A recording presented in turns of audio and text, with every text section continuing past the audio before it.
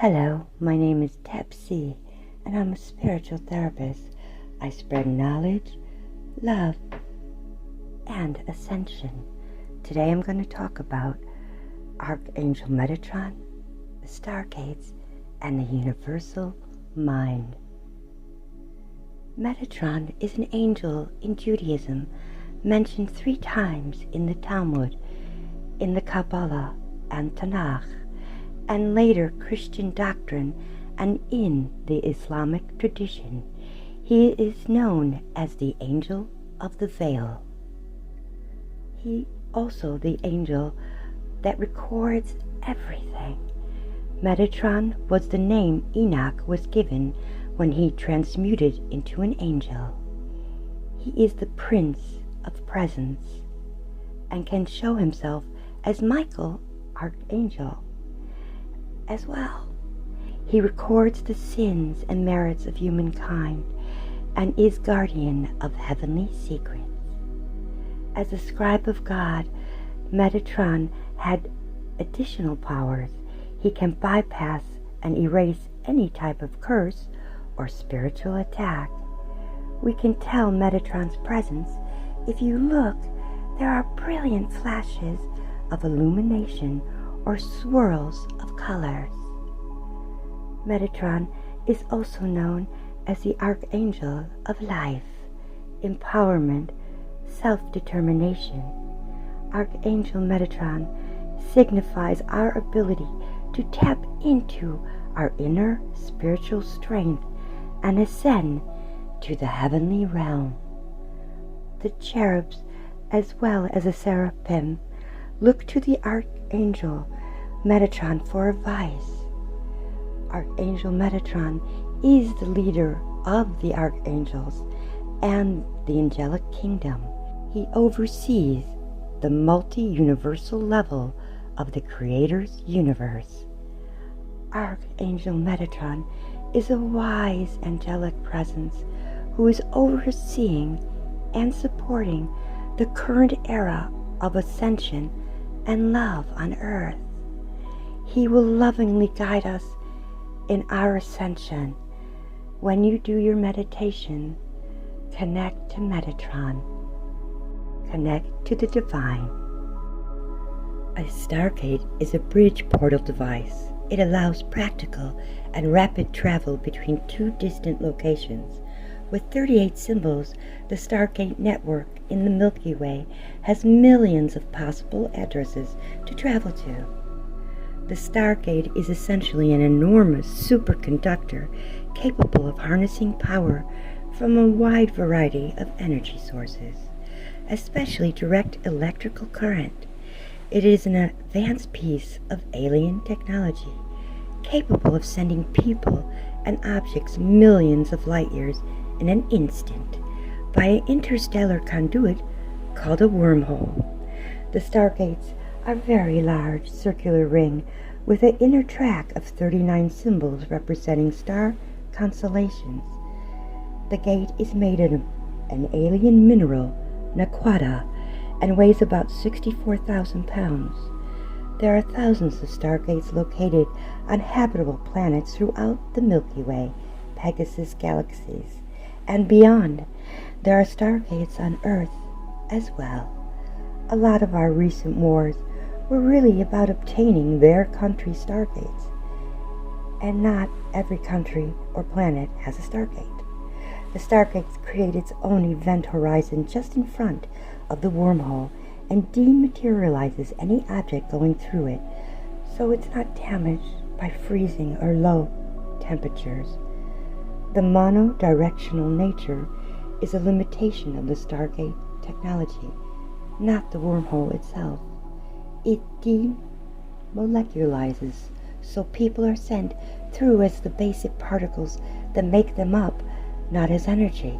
The rings on the Stargate work the same way, transporting a matter stream from origin to destination. The galaxy is tied together by a sophisticated network of Stargates, which have the potential to number to 63 billion. These Stargates were originally positioned by the Alterons, who would later be known as the ancients or founders. The divine Shekhinah light is almighty and omniscient because it acts as the universal field of the mind. It is in every aspect of creation. It is impartial. Universal mind is the mind of the divine. Every galaxy has a field of collective consciousness or mind that is the totality of all species present in that galaxy.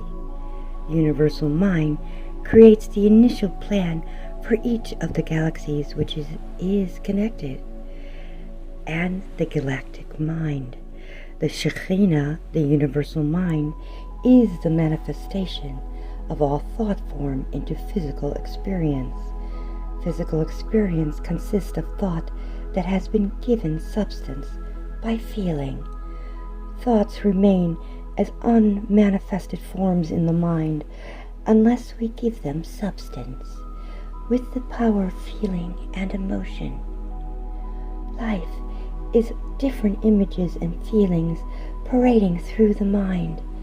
The body tells us which thoughts are being given substance to the mind and the quality of the feelings that are given to those thoughts. The human body is a communications device, perceiving thoughts, feelings, and images in the mind, sending information back to the divine Shekhinah light through our hearts. The human body is capable of transforming those thoughts and emotions from fear-based to love-based.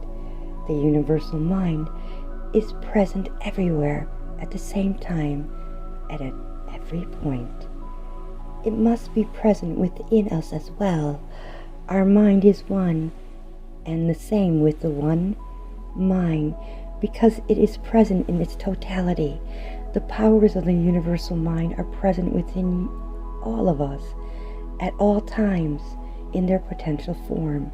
It is up to us to harness the true nature of our consciousness and with the universal consciousness by remembering who our true self is and being connected to the divine Shekhinah light. While things might appear different, it is all still connected. The universal mind is still an intelligent energy force which we can all tap into if we wish. We are taking in energy and turning it to matter and rearranging it all the time. This creates our physical world. Most people have a poor connection to it because of the controlling matrix we have been locked into. If we consciously connect to the pure, universal mind, we correct our thought patterns and beliefs and become one with the divine Shekhinah light. The mind is the same as the quantum computer. The powers on earth have been fighting for control of our minds. Whatever we give attention to receives our mind's energy. When we focus on the positive energies, we feed our own quantum computer, and then it resonates into the collective consciousness. We were shown the mirror reflection of the biggest macrocosm problems on planet Earth. The patterns we were exposed to as children, the conflicts and issues we came to heal, are not only within ourselves, but are reflected as the mirror in the planetary level of the global state of consciousness. Many light workers had certain mirrors to learn from their parents. We were born into a third-dimensional consciousness, of which there were false parent archetypes, where we could see the imbalance from the disconnection. We are here to study the third dimension and to break through its paradigm. We came to create new paradigms of love and healing. Every incarnated experience reflects the mirror of our spiritual mission. We transform the energies of the family that is mirrored back to us in the macrocosm. The family we are in as a child is our macrocosm mirror. Our families are direct mirrors and patterns that we needed to see while on Earth. We need to relearn the truth that we are a microcosm, a world into ourselves, the mirror of an invisible universe that is around and beyond us. We can absorb the beneficial currents that flow from all directions and at all times. Everything is in the microcosm that exists in the microcosm. One mirrors the other. We mirror the universe and vice versa. There is corresponding similarity patterns between human beings and the universe. We are a smaller representation of the universe. The universe is just a larger version of us that we are always mirroring. Everyone has the power to turn pain into power, turning wounds into wisdom. All of us have a destiny. It is the divine's design. Through our life experiences, we face enormous challenges that have the power to derail us on our path. But we have the power to transmute that pain into positive energy and flourish. No matter how hard it is, we are always bouncing back. We are actively taking responsibility for our own life.